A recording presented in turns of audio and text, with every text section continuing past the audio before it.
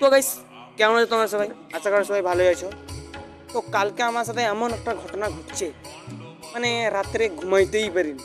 তো ঘটনাটা কি শোনার জন্য লাস্ট পর্যন্ত ভিডিওটা দেখ, ঠিক আছে? তো কালকে দুপুরবেলায় একটা সাধু বাবা আসছে আমার নিকাল ঘরে।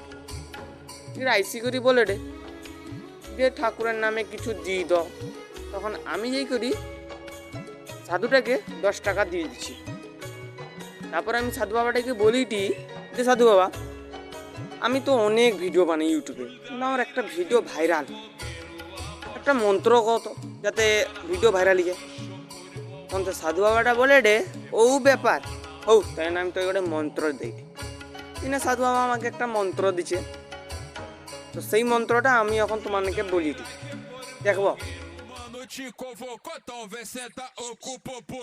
O mano te convocou, talvez cê tá com popô. আরে আর ভিউজ দেখো, ভিডিও ভাইরাল, ভিউজ চেক করো, ভিউজ